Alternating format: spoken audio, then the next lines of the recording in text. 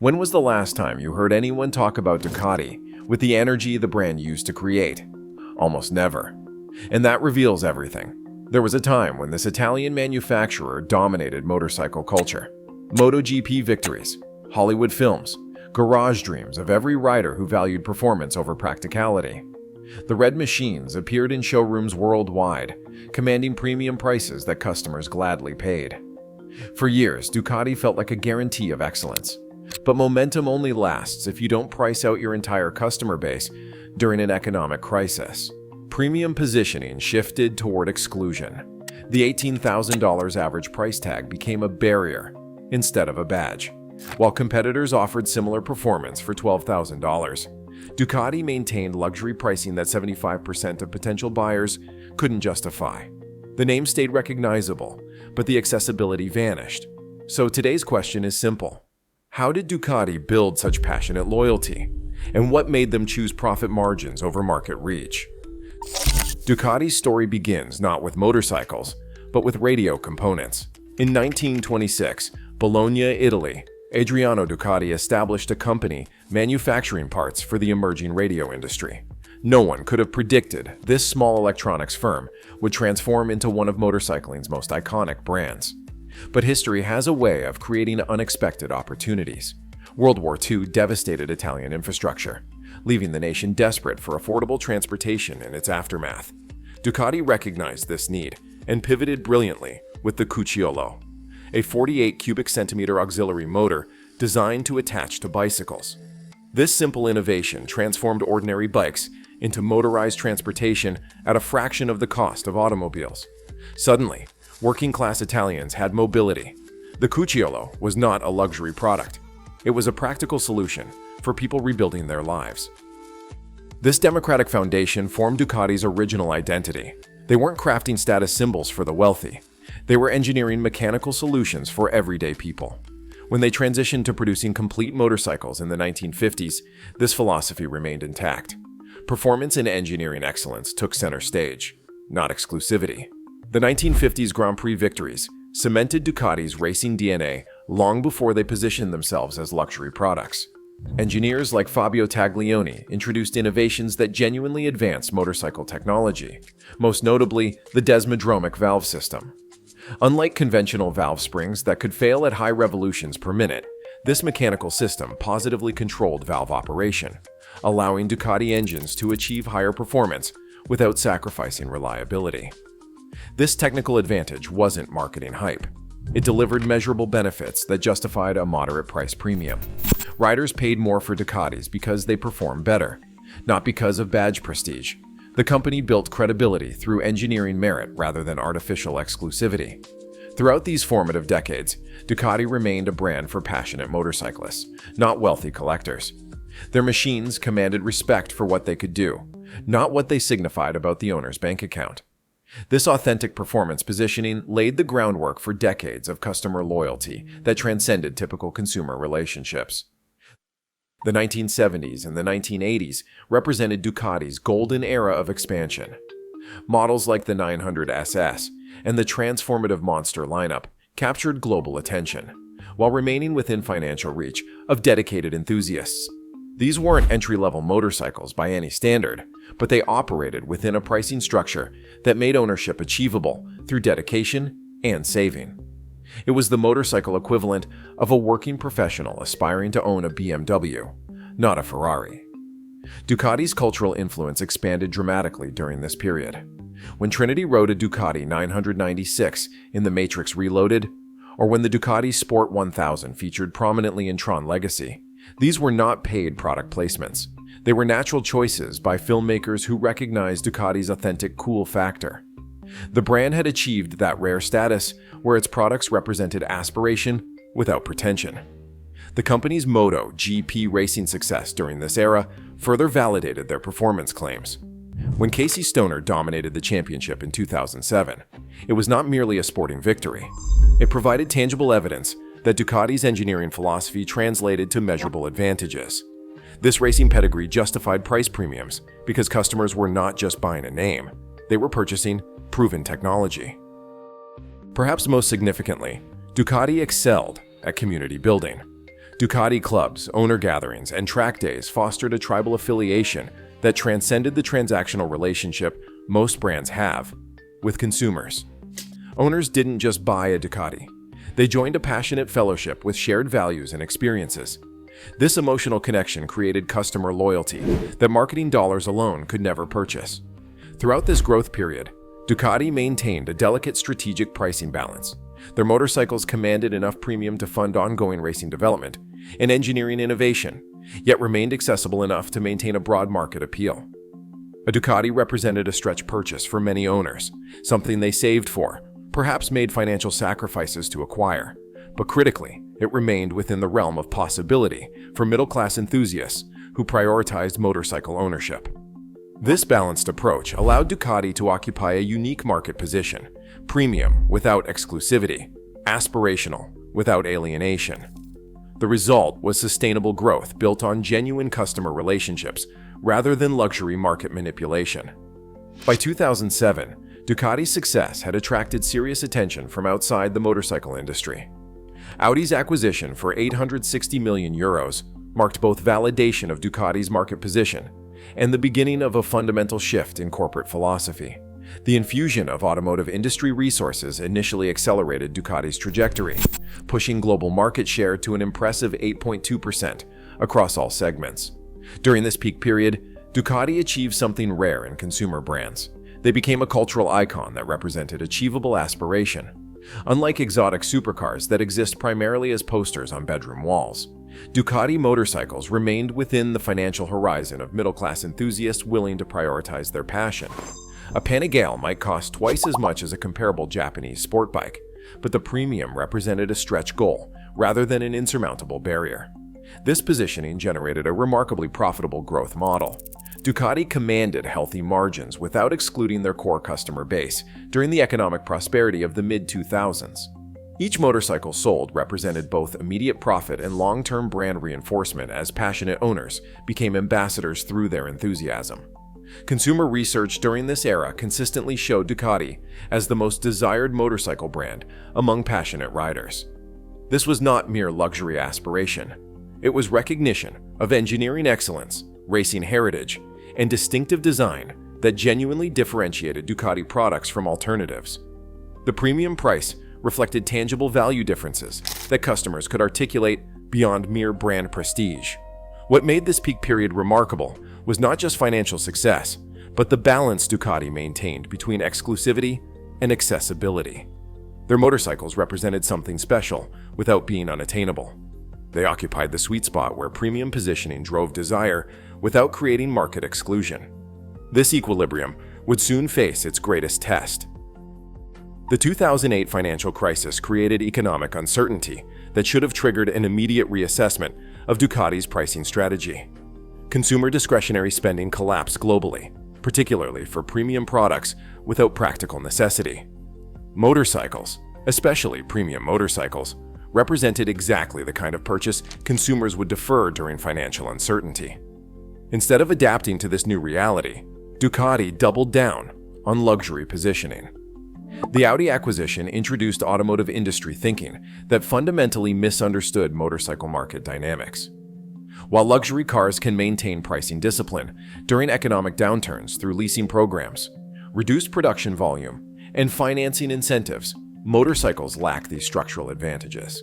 The Ducati management team increasingly viewed their products through an automotive lens, positioning the brand as the BMW of motorcycles, rather than recognizing their unique market position.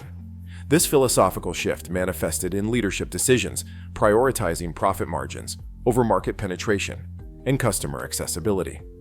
Short-term financial metrics took precedence over the long-term brand equity built through decades of passionate customer relationships.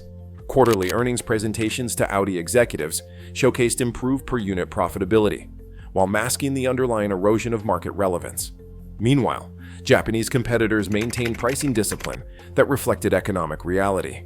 Honda, Yamaha, and Kawasaki preserved value positioning while continuing to advance performance capabilities.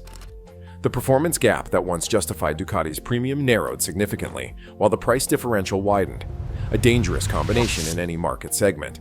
Perhaps most telling, Ducati began ignoring early warning signs from their own dealer network. Showroom reports of increasing price resistance were dismissed as temporary economic adjustment rather than structural market changes. Salespeople on the front lines observed potential customers expressing desire for the product, but walking away because of financial constraints. Instead of recognizing this feedback as valuable market intelligence, corporate leadership interpreted it as insufficient sales technique or inadequate customer qualification. This disconnect between corporate strategy and market reality marked the turning point where Ducati began sacrificing long-term brand equity for short-term profit margins. The foundation was being laid for a luxury positioning strategy that would eventually alienate the very customer base that built the brand's cultural relevance. Between 2015 and 2024, Ducati implemented systematic price increases across their entire model lineup. The average price point escalated from approximately $12,000 to over $18,000, a 50% increase that far outpaced both inflation and competitive pricing. This was not a gradual market adjustment. It represented deliberate positioning toward luxury exclusivity. More significantly, Ducati began abandoning market segmentation strategies that had historically introduced new riders to the brand. Entry-level models that served as gateways to the Ducati experience were discontinued or redesigned with premium features that pushed them beyond accessible price points. The Scrambler line initially served this purpose, but gradually migrated upmarket with each iteration. The elimination of true entry models removed the crucial first step on the customer journey that converted enthusiasts into lifetime brand loyalists.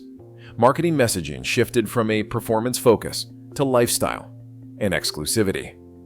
Where Ducati communications once emphasized engineering innovations, lap times, and technical advantages, new campaigns highlighted association with luxury lifestyles, exclusive owner experiences, and premium brand affiliations.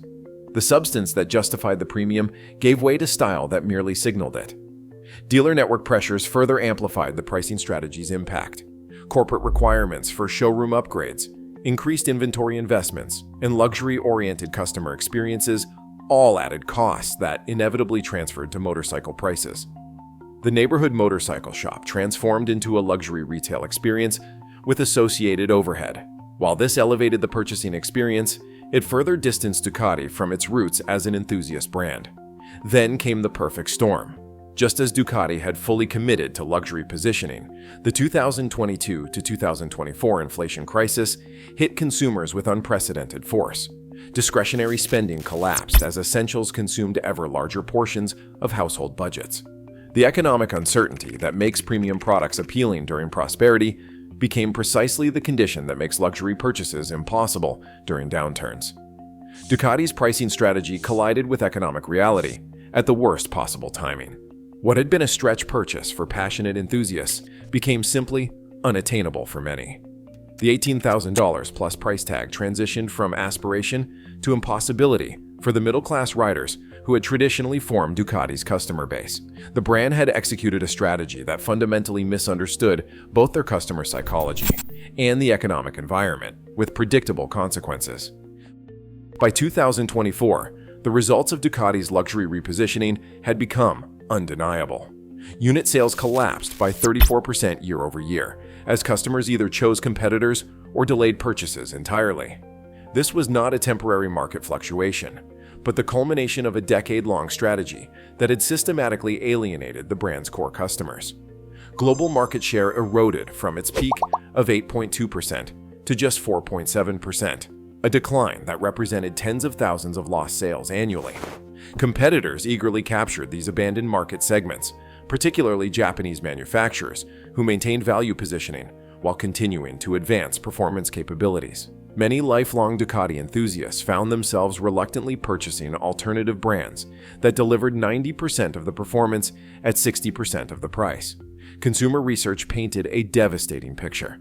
75% of potential buyers eliminated Ducati from consideration, specifically due to pricing during economic uncertainty. These were not customers rejecting the product. They desired the Ducati experience, but simply could not justify the financial premium during inflationary pressures. The critical distinction between not wanting and not being able to purchase revealed the fundamental miscalculation in Ducati's strategy. The dealer network began showing serious strain as reduced sales volume affected distribution partners.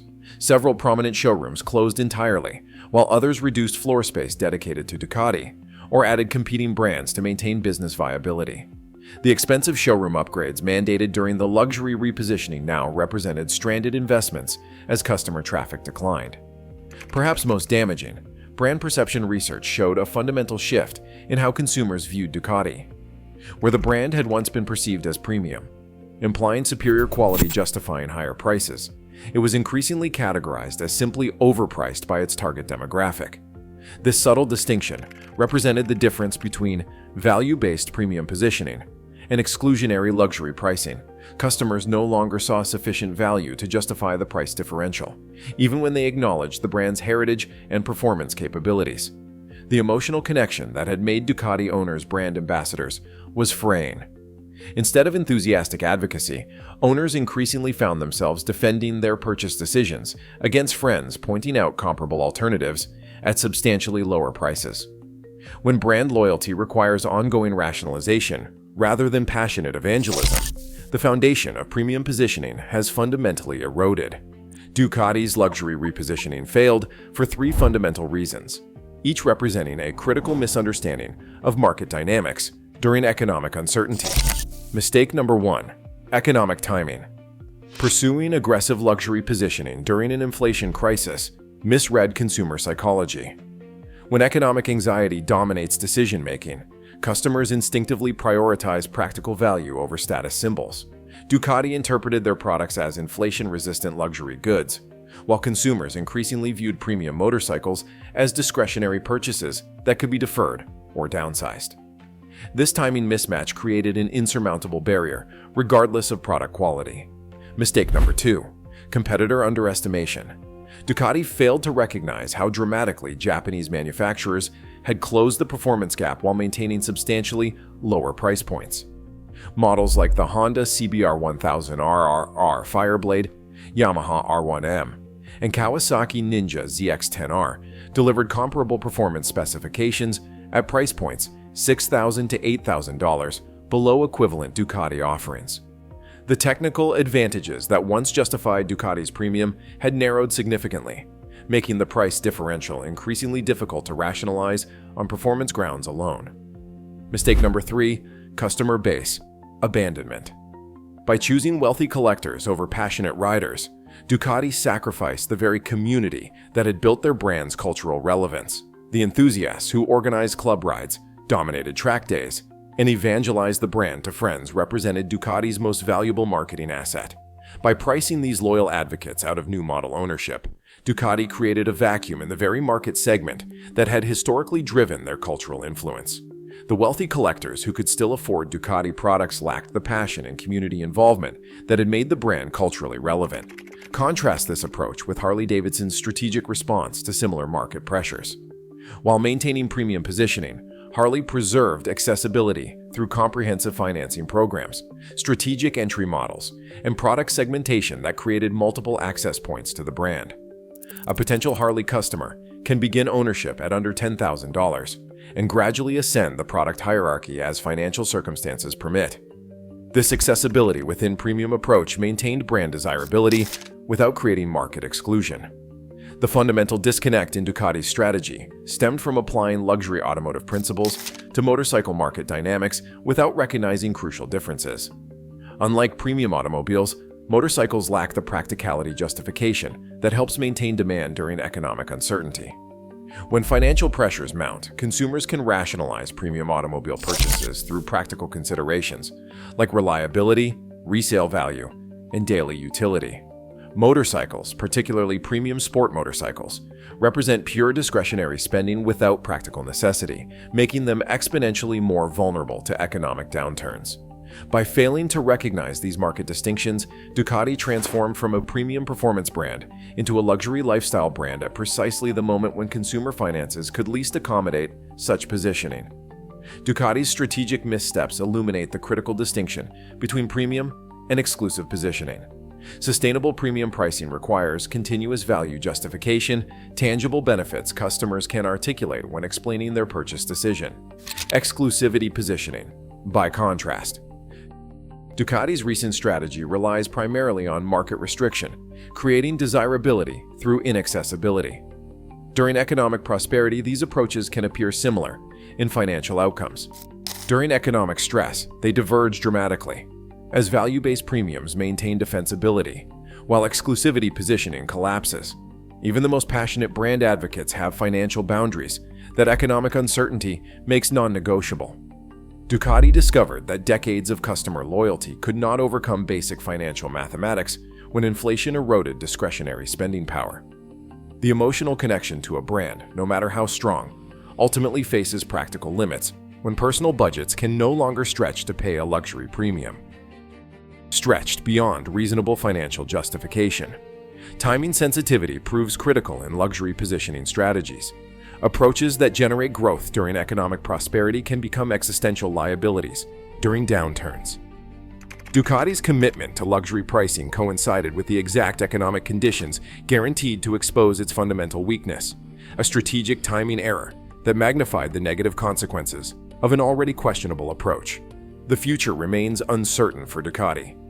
Rebuilding accessibility without destroying the luxury brand equity they have spent a decade establishing presents a nearly impossible balancing act. Price reductions risk alienating recent buyers who paid premium prices while maintaining current positioning ensures continued market share erosion. This strategic dilemma illustrates the difficulty of recovering from luxury positioning mistakes once they are implemented. The universal principle revealed through Ducati's experience transcends motorcycles. Greed, disguised as premium positioning, ultimately destroys the customer relationships that created brand value originally.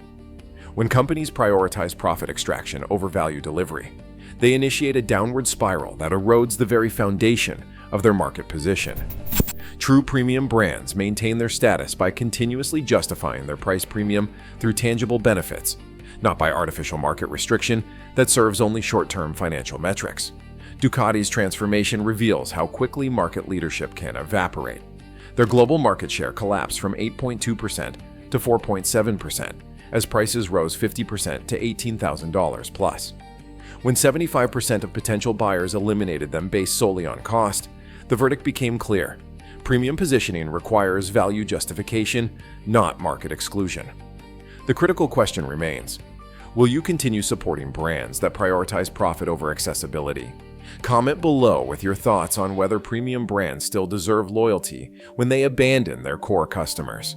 Subscribe now. The shifting luxury landscape affects every purchase decision you make, and you will not want to miss what comes next.